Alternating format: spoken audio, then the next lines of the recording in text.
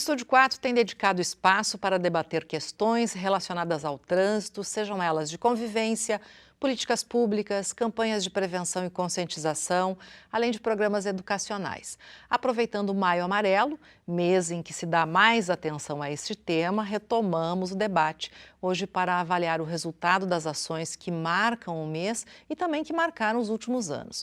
Com a gente no programa desta semana, a chefe do Núcleo de Educação da Guarda Municipal de Passo Fundo, Raquel Rubio, o chefe da 8ª Delegacia da Polícia Rodoviária Federal de Passo Fundo, Rodrigo Calegari, e o professor Márcio Tasqueto, que é coordenador da Divisão de Extensão aqui da UPF. Sejam todos bem-vindos ao programa.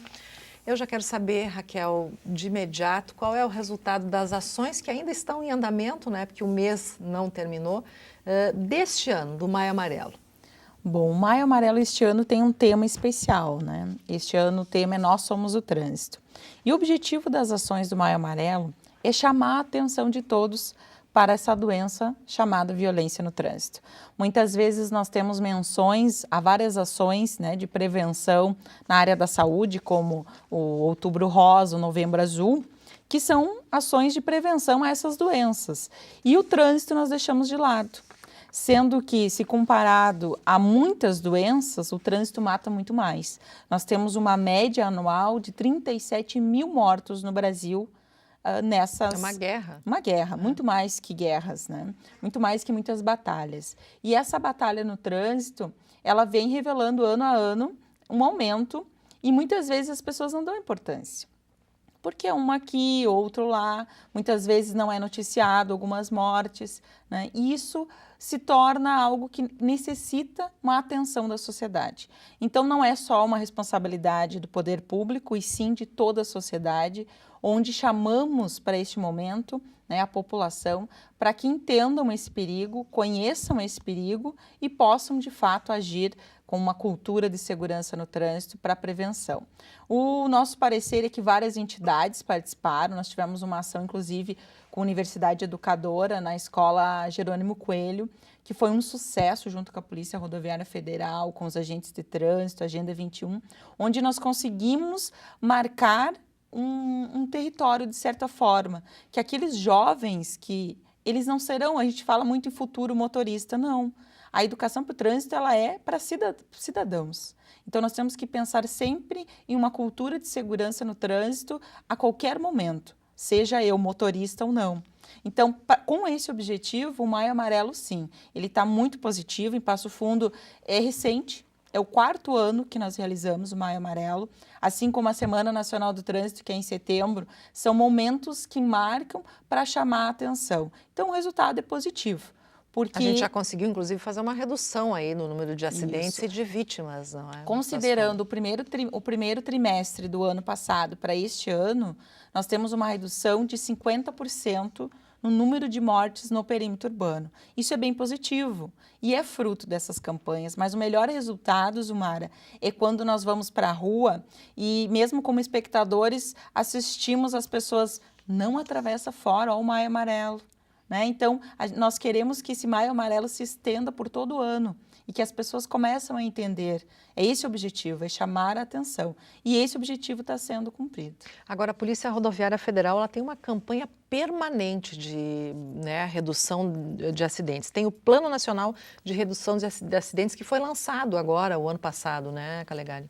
Exato. Nós trabalhamos, então, principalmente na fiscalização.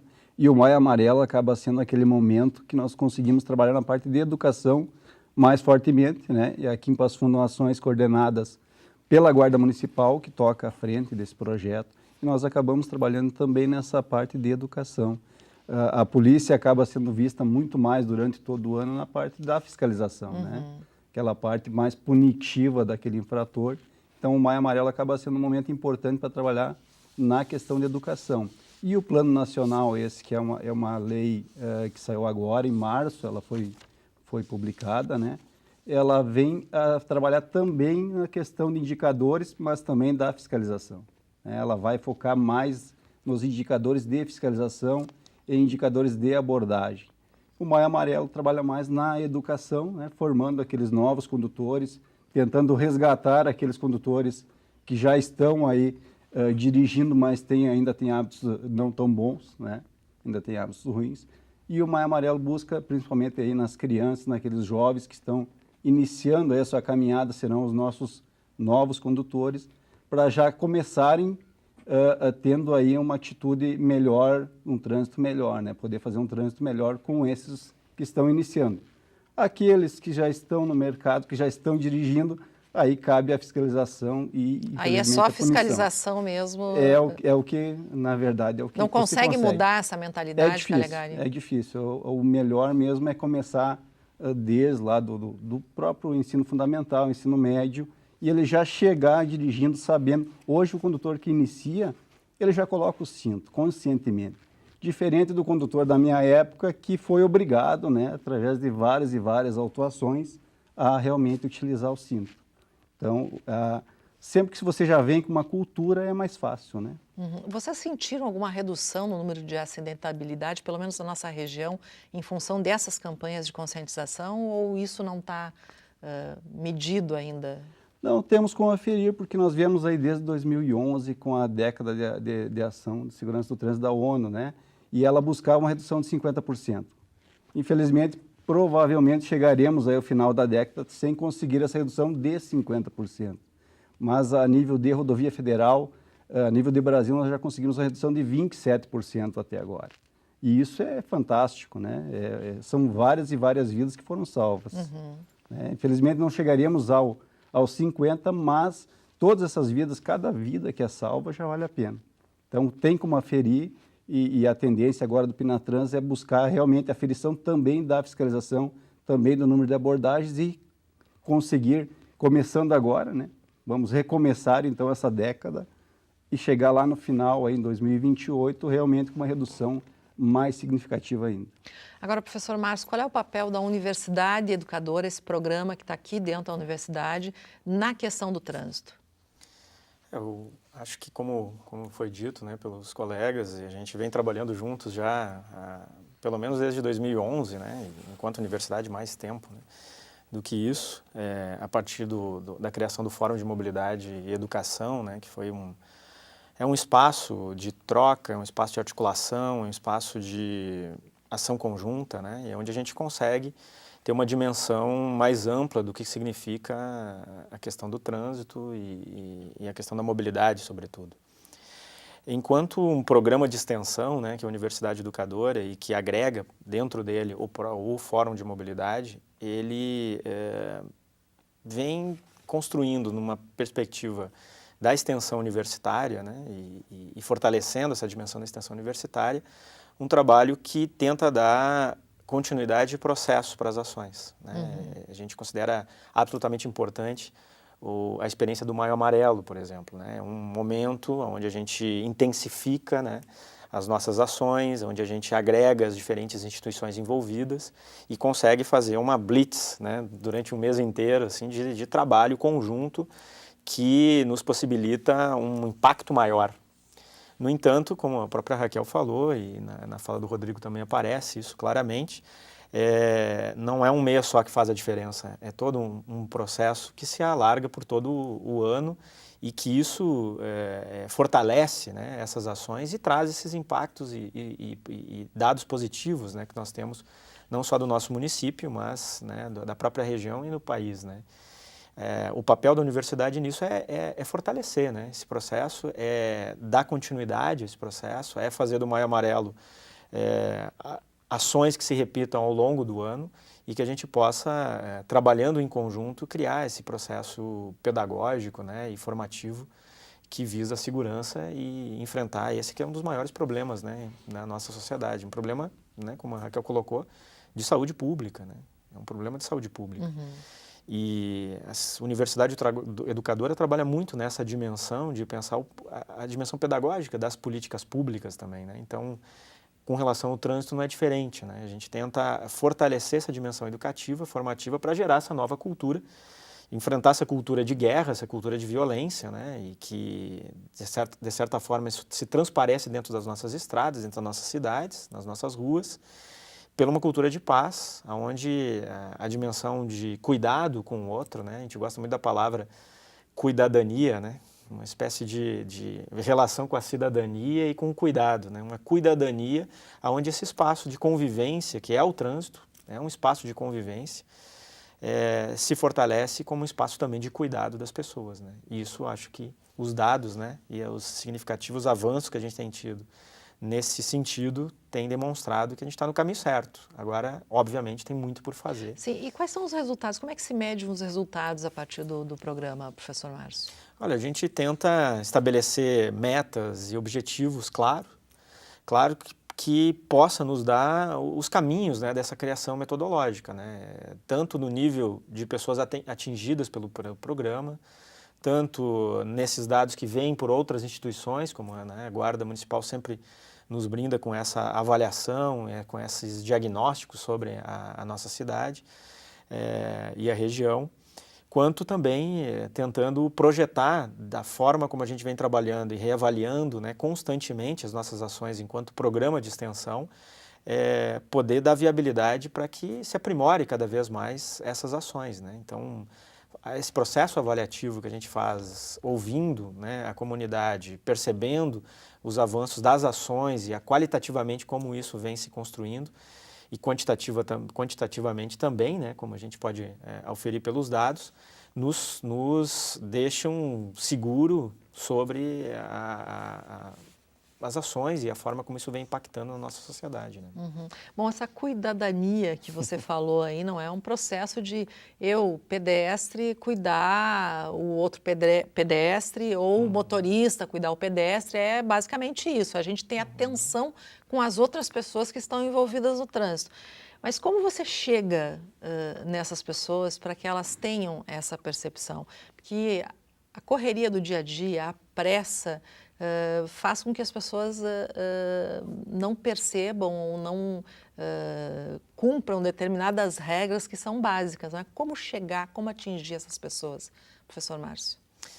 Nós temos hoje... É um processo difícil, delicado, com né? certeza. Por isso, a ênfase é no contínuo, né? No processual, assim, não é algo que tu consiga fazer de um jeito pontual ou factual, né? É um processo que constantemente a gente tem que estar alimentando, né? Do ponto de vista de pensar através de um programa de extensão, dar continuidade é fundamental, né? A gente sabe que uma política pública, ela poder se afirmar e poder ir construindo essas diferenças, né? O Rodrigo falava aí da diferença dos motoristas e da cultura de uma geração para outra, porque a gente foi insistindo, né, nesse processo. E isso vai criando uma cultura diferente, né? E para isso, obviamente, a gente tem que trabalhar com os mais diferentes públicos, desde a conscientização do pedestre, desde a conscientização do motorista em veículo motorizado, desde o ciclista, desde os diversos usos que a gente faz da cidade e das nossas estradas, né? E a gente só acredita que possa ter algum sentido e algum significado quando a gente consegue somar forças, né? Trabalhar de forma sinérgica. O Fórum de Mobilidade Urbana, ele é um exemplo vivo disso, né? A gente está ali, começou com mais de 20 entidades, essas entidades permanecem de algum modo participando desse fórum, outras mais intensamente, mas elas se articulam, né? Da mesma forma que a gente foi entendendo o trabalho de cada um, foi somando forças, né? Foi não mais sombreando as nossas ações, né? Porque muitas vezes a gente estava trabalhando com os mesmos públicos, fazendo ações muito semelhantes e que poderia economizar horas, economizar tempo, ter um impacto maior das nossas ações. Eu acho que por aí a gente consegue, de fato, né, trabalhar com um trânsito mais seguro, trabalhar com o cuidado das pessoas e isso faz parte de um processo que cada um de nós está envolvido, né? Bom, tem uma questão que todo mundo fala, na cidade tal as pessoas obedecem à faixa de segurança, o motorista obedece à faixa de segurança e em Passo Fundo é diferente, isso não acontece. Eu vou querer saber da Raquel qual é o perfil do pedestre e motorista de Passo Fundo. Por que essa diferença em relação às cidades que são bem menores que Passo Fundo? Mas isso depois do intervalo a gente já volta.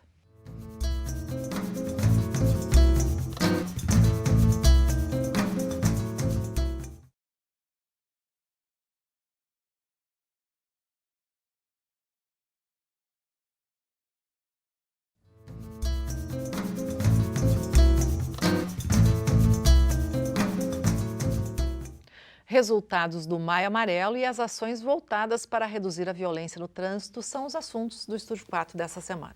E daí, Raquel, por que a nossa região, ou Passo Fundo, é diferente em relação a outras cidades? Eu vou citar o caso de Frederico Westphalen. Frederico Westphalen botou o pé na faixa de segurança, todos os motoristas passam para o pedestre cruzar a faixa. Aqui não é assim, né? Aqui nós temos o diferencial. Pois então, nós estamos desenvolvendo um trabalho com os grupos de terceira idade de Passo Fundo. E nós estamos aprendendo mais do que ensinando. E no momento que nós conversamos e entendemos a realidade, para poder conversar sobre o que é preciso mudar no trânsito, a gente tem que entender. E nessas conversas nós chegamos à conclusão, a nossa região é muito agrícola. A nossa região é uma região onde muitas vezes o pai e a mãe ensinam seus filhos a dirigir os tratores no trabalho e dentro das suas terras. E eles vêm com essa cultura de que o território é deles e que eles podem fazer o que quiser, que é o que acontece dentro das fazendas. E isso eles trazem para a realidade. Em Passo Fundo, muitas vezes é comum nós vermos, assistirmos, né, o Calegari até é da rodovia, mas ele, como olhar da fiscalização, ele vai perceber. Muitas pessoas param em fila dupla para conversar com o vizinho. Porque eles têm a falsa sensação. Não é só o vizinho, né? No centro de Passo Fundo, na Bento Gonçalves, é um horror esse negócio da fila dupla. Sim, eu digo vizinho, mas nesse sentido de outra pessoa, né? Ou simplesmente parar o seu carro, descer, porque eu preciso pegar alguma coisa numa loja. E é só um pouquinho. E é só um pouquinho. Porque vem essa cultura, né, de trazer, não, a terra é minha, eu faço o que eu quero. Então, isso tem muito forte em Passo Fundo. Sem falar que analisando as regiões, né, principalmente próximos a hospitais, até mesmo aqui na UPF, são pessoas que vêm de fora, vêm de outras cidades. Então, você tem aquela sensação assim, aqui uma cidade não é a minha cidade. Lá em Frederico eu paro na faixa, mas aqui não é a minha cidade. É uma questão de pertencimento. Pertencimento à terra. Então, isso é muito forte, muito observado. Nós do Núcleo de Educação, temos uma ideia, e que um dia eu quero conseguir colocar em prática, que é unir a educação com a fiscalização. É entrar, e a engenharia inclusive, entrar com faixas de pedestres bem sinalizadas, fazer uma campanha massiva e depois entrar com a questão da fiscalização. Quando nós tivermos o tripé da segurança no trânsito, a engenharia, faixas bem feitas, a educação fazendo através de campanhas e aí a fiscalização quando não é cumprido, eu garanto que nós vamos mudar essa realidade. Esse é o sonho de qualquer educador de trânsito, é nós ser a referência. Por exemplo, citam muito Ijuí. Então, o nosso sonho é que Passo Fundo se torne uma referência em educação para o trânsito. E a ideia é só que, para que isso aconteça, precisamos unir esforços nesses 3 eixos, que é o planejamento da cidade, a sinalização, a educação e a fiscalização. Bom, reservada a proporção aí de perímetro urbano para rodovias, quais são as infrações mais cometidas aqui no entorno das nossas rodovias federais, Calegari? Nós aqui temos o mesmo problema na questão da velocidade, né? O excesso de velocidade, aonde não há fiscalização, ele é constante. Aonde é colocado uma lombada eletrônica, é colocado um pardal, o povo respeita. Então, me parece que a questão do trânsito local, ele vai acabar tendo que vir para a fiscalização forte, muitas vezes até ter um processo bastante rígido nessa questão aí, que eu acho que muda essa cultura, né? Nós verificamos isso constantemente. Você colocar um radar móvel lá no Záquia, por exemplo, a 60 por hora, a crítica ia ser muito grande à polícia. Mas no momento que foi colocada uma lombada, que não tem, ela não se preocupa com a crítica, né? Tá lá aquele equipamento eletrônico, ele não tem, ninguém critica ele. Resolveu, na ABB, a mesma forma, resolveu colocar um equipamento, né? Então, a fiscalização mais forte, mais rígida, ela resolve. Nós temos um caso, Zumara, muito claro em Passo Fundo. Na região do Boqueirão, teve uma região ali próxima a algumas empresas que nós tivemos 5 mortes num ano naquele local. Só mudou o poste, né? A gente sempre fala, só mudou o local do sinistro. E aí, quando foi feito um estudo técnico, foi feita uma lombada física. Aconteceu mais um acidente com morte. No momento, então, que foi feito um estudo técnico, foi colocada uma lombada de fiscalização, né, uma lombada eletrônica, nós não tivemos mais casos de mortes. Talvez algum acidente com dano material, né? Então, muitas vezes é preciso intervir. A mesma ação do poder público aconteceu na Avenida Brasil. Nós reduzimos 10 km por hora. Antes era 60 km por hora a velocidade máxima e agora passou a 50.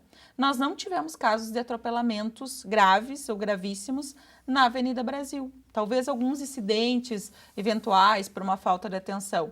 Mas isso significa que essas ações de fiscalização, essas ações até mesmo usando a tecnologia, auxiliam e muito na questão da segurança. Agora, me parece isso é uma coisa que a gente bateu em outros programas aqui mesmo, que é só doendo no bolso, né, para resolver muitas questões.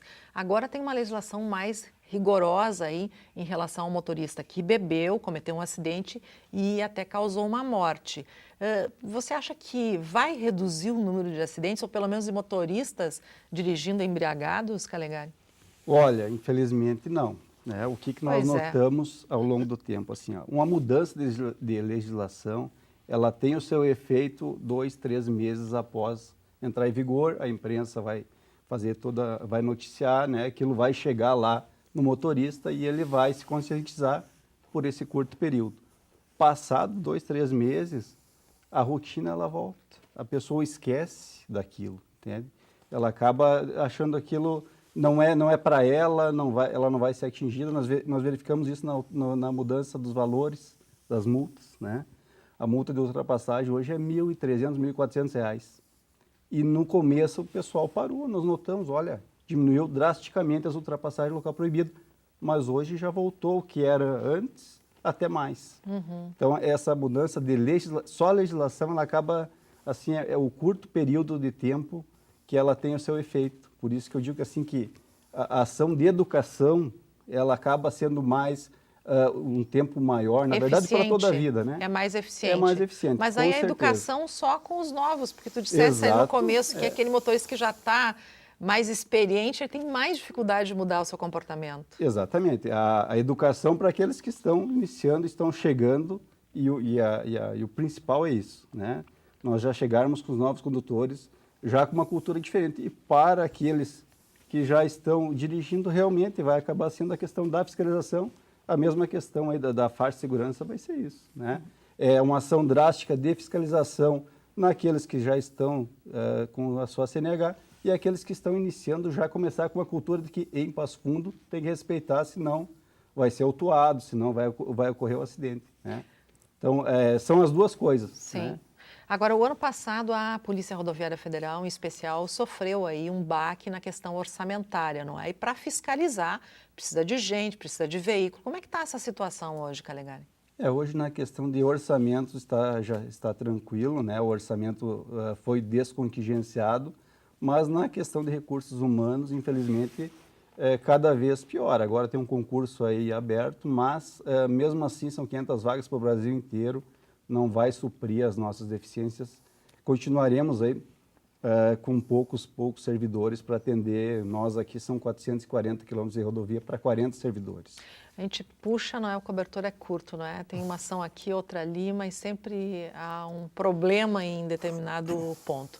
Professor Márcio, a Universidade Educadora está expandindo a sua fronteira. Vocês estão levando essa experiência para outros países. Sim, e antes de responder essa questão, até eu acho pertinente focar, acho que 2 ou 3 pontos, né, nas falas anteriores. Assim, né? Fica claro que essa questão do trânsito, da segurança, ela tem a ver com ações que têm que superar o isolamento, né? Então, a gente não pode fazer nada que seja factual, né? O processo educativo, ele exige uma continuidade, ele exige um processo.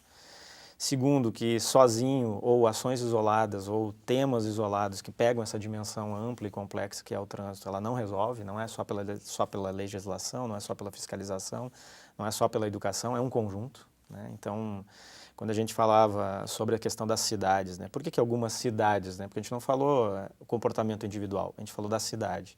Por que algumas cidades elas se comportam diferente, a cidade se comporta diferente? Porque tem um conjunto de fatores envolvidos, né? Não é só um órgão, não é só uma instituição, é um conjunto.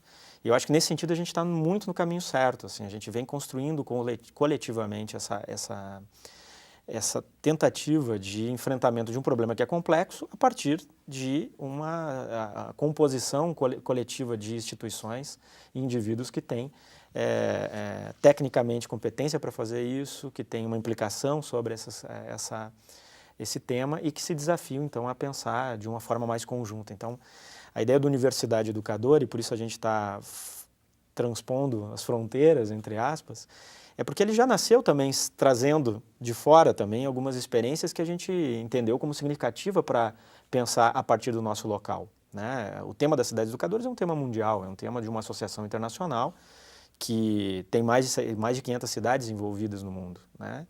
E essas cidades, então, foram se pensando pedagogicamente no sentido de que, bom, como que a gente muda a nossa cidade? Como é que a gente transforma uma cidade voltada para as pessoas? Como é que a gente cuida das pessoas? E isso precisa de um planejamento amplo da cidade, que envolve todos os atores, que envolve a sociedade civil, que envolve a iniciativa privada, que envolve as diversas instituições, né, que existem dentro da cidade e que mobilizam a sociedade para enfrentar de forma coletiva, né? Nesse sentido, o nosso programa aqui, Universidade Educadora, que é com C, né, Universidade, que faz esse trocadilho com o conceito das cidades educadoras, ele vem se tornando uma referência do ponto de vista de a forma como a universidade foi organizando isso para pensar práticas de cidade educadora. Embora a nossa cidade não faça parte dessa rede ainda, e nosso sonho, e um dos grandes objetivos da Universidade Educadora é que a gente possa construir esse projeto para Passo Fundo e para cidades da região, Universidade Educadora, ele foi desenvolvendo algumas ações que vai caminhando nesse sentido de sensibilização para não só o conceito, mas para práticas de cidade educadora. E recentemente a gente teve, né, a oportunidade de debater num painel internacional que envolveu a cidade de Córdoba, na Argentina, de Rosário, também da Argentina, e uma pesquisadora em políticas públicas da Unicamp, onde a gente debatia sobre o direito à cidade que educa. Isso lá em Tandil, na Argentina, na última jornada de extensão no Mercosul. E também convidados pela Associação Internacional das Cidades Educadoras, a gente tem em novembro, né, o desafio de fazer esse debate da relação das cidades educadoras com as universidades em Portugal, no Encontro Internacional das Cidades Educadoras, que vai ser em Cascais, né, ali próxima a Lisboa, enfim. Então, um debate rico que a nossa universidade está protagonizando, né, no sentido de qual é o papel de uma universidade que dentro de um contexto de projeção de uma cidade educadora. É um pouco por aí que a gente vem trabalhando. Né? Que bacana. Professor, para antes de encerrarmos aí, uma palavra, porque a universidade está mostrando o seu papel, mas qual é o papel individual do cidadão aí na questão fundamental que é o trânsito? Cuidado. Em uma palavra, cuidado. E a sua visão? Participação. Eu acho que todos têm que participar e dar a sua colaboração, inclusive a comunidade. O Pinatrans agora traz, né, a participação, então, em audiências públicas da comunidade. É cada um dizer como que é o trânsito na sua cidade, no seu local. Cuidado, participação, e você, Raquel? Eu acho que a minha palavra é o coletivo. A partir do momento que nós pensarmos mais no coletivo, no todos, esquecer um pouquinho do individualismo, o nosso trânsito vai ser melhor. Até porque o nosso tema é Nós Somos o Trânsito. Tá certo. Olha, o ano que vem, eu prometo, a gente vai fazer um programa de novo para avaliar esses dados, porque eu acho que nunca é demais. A gente tem que falar, não é expor esses números, esses dados, porque a consciência ela se cria a partir do momento que a gente fala sobre, não é? Muito obrigada pela presença de vocês.